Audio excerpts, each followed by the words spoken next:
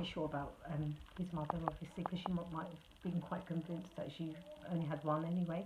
But from my own experiences, like understanding like these, you know, these twin studies anyway, when people do have twins, genuine ones, and they're read together, read apart, and then they've got the placebo ones. But this is actually just like my own thing, like with Nisha when she was born.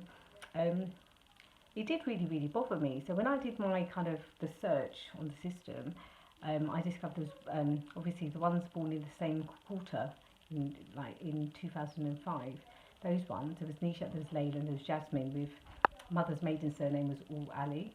Um, that I even ordered like copies of the scan because I didn't photocopy it at the time, so I got it and I was just looking at it properly and I kind of, you know, the maternity notes and stuff, and even part of my son's one, and I kind of went through it in fine detail. But this is actually much. This was around about the time Nisha started school, when I was a bit panicky then, just before she started school, and no, so I was kind of really worried about it, and I kind of looked at it, and you know, she's more than 40 weeks, and I thought, well, twins are usually born a bit earlier. That's the only thing that made me think she wasn't a twin, and she was always growing at a faster rate. She was like on a much higher growth, so she was always quite tall for her age, and so I was kind of no, maybe she isn't one then, you know.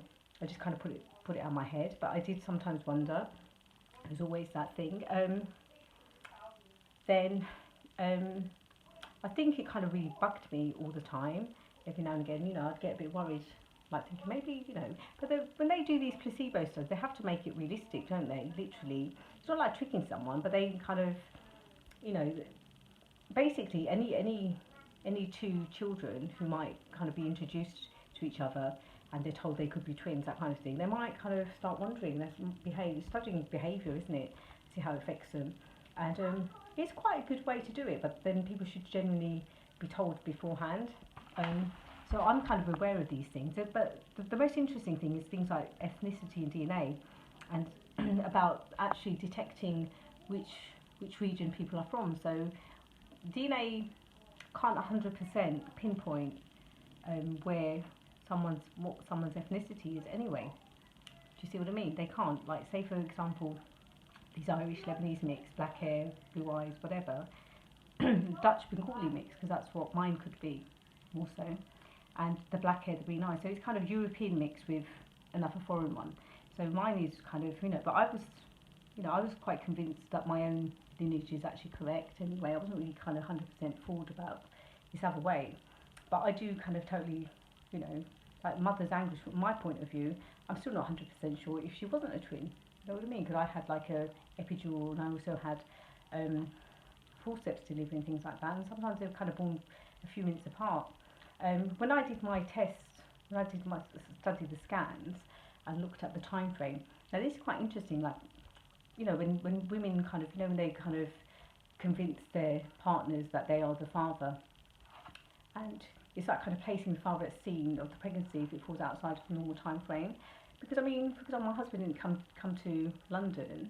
He was actually like didn't come to London until about the 9th of September, and my kind of scan, the LMP kind of starts from before, around about the 2nd or the 4th of September, and my cycle is like 22 to 23 4 days.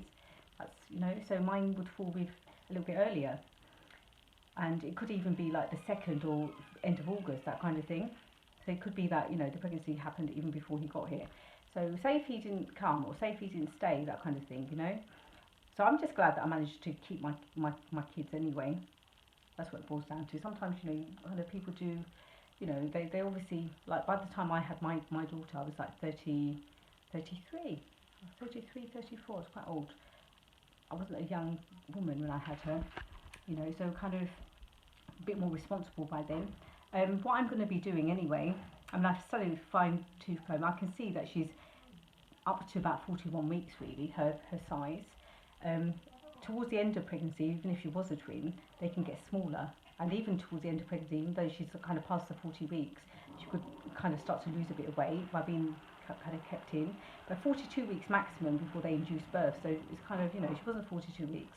She was kind of within 41, you know, like kind of within that time frame.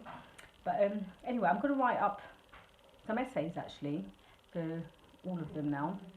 because I thought I'm better off kind of doing a bit more research, writing, tying it all together. I've made some videos, um, and maybe eventually, if I put those essays together, maybe kind of put it into either a book format or something, or some, you know, so it might be readable and see, and carry on from that. So that's the, anyway, that's all to do with like kind of understanding graphs and things like that as well.